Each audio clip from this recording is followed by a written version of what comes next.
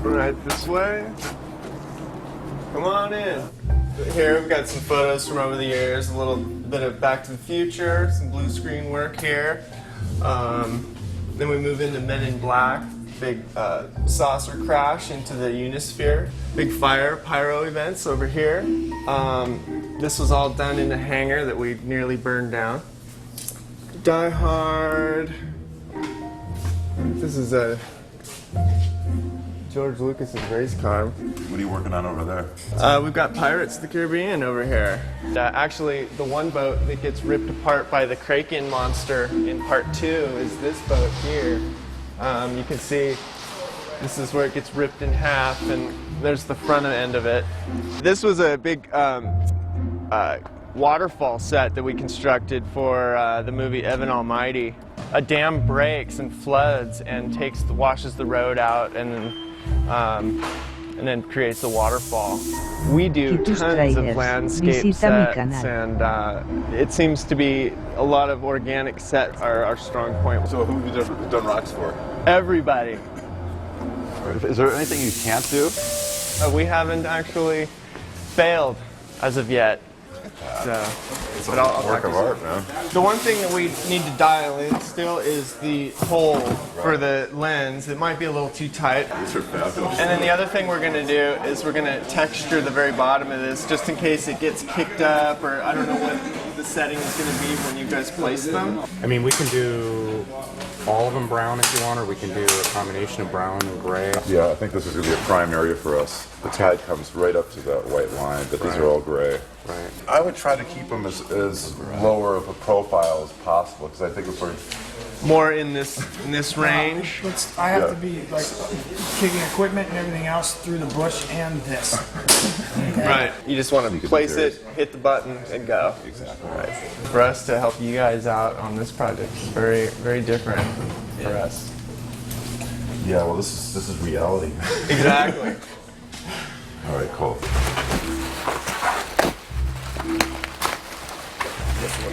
Oh, this is for the little baby. Oh man, that's cute.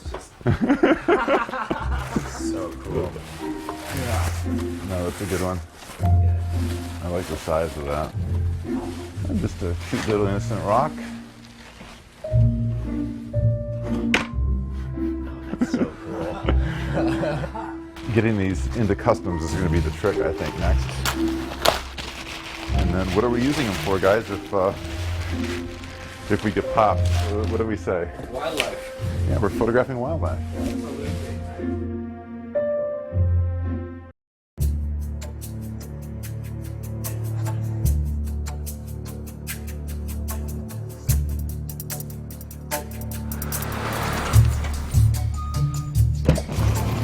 Let's go, let's go.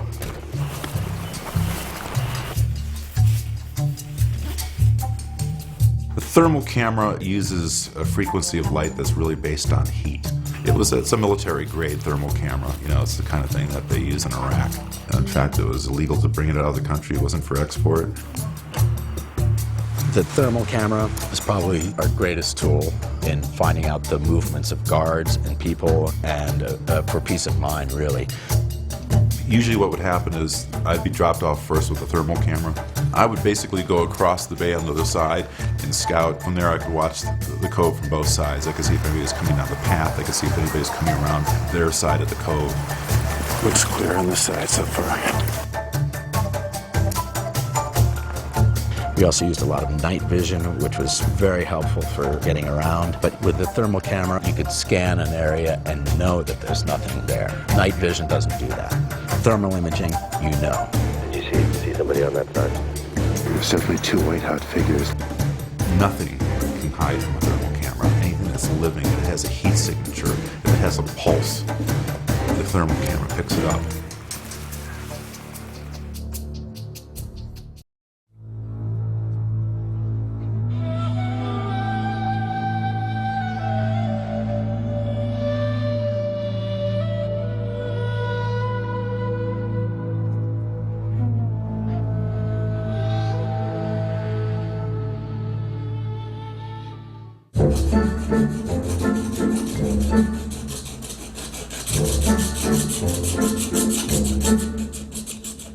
We wanted to make some underwater footage in the Killing Cove. The rocks that we had were not suitable for underwater use. So we made a cement rock that would go over top of an underwater housing. And if we can travel and create a shape, you know. Now, the intention of this is to be placed inside the Killing Lagoon with the dolphins. Thinking on the fly, you go down to the local hardware store and got some chicken wire, a bag of cement, and a big tub. And went back into the hotel room, and we mixed up the cement. We're using chopsticks and stuff to mix the cement. I've seen a lot of strange things go on in hotel bathrooms before, but one of the most interesting was watching two guys making this cement housing, and I'm just scratching my head like, oh no, is this going to be one of our things that just fine in theory but lacking in execution? But it turned out to be absolutely incredible.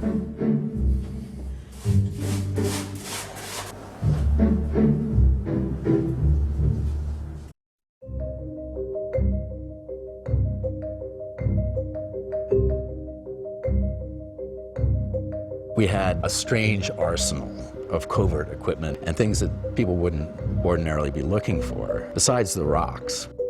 Additionally, another thing that we did was we built this Nest Cam, just basically a remote control camera. It has a receiver on it and some servos that we're able to pan and tilt and zoom, and we had disguised it with a bird's nest. We were able to control it remotely, and the video feed would get sent out to remote monitor.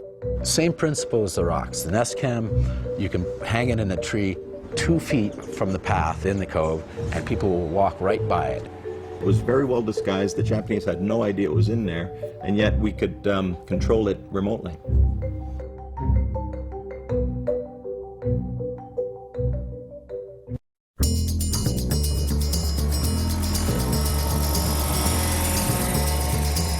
Towards the end of the project, we weren't so worried about being covert anymore. We wanted to get some more dramatic shots, and so we decided that we needed some aerial footage.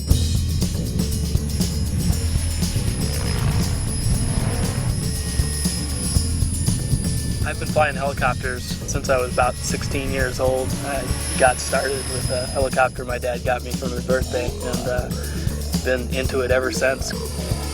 I got involved with OPS through a local hobby shop owner who I knew, who the OPS crew contacted and said they needed help with one of their helicopters, which happened to have a camera attached. I helped them take it off and fly it around. That day, I also flew my own helicopter.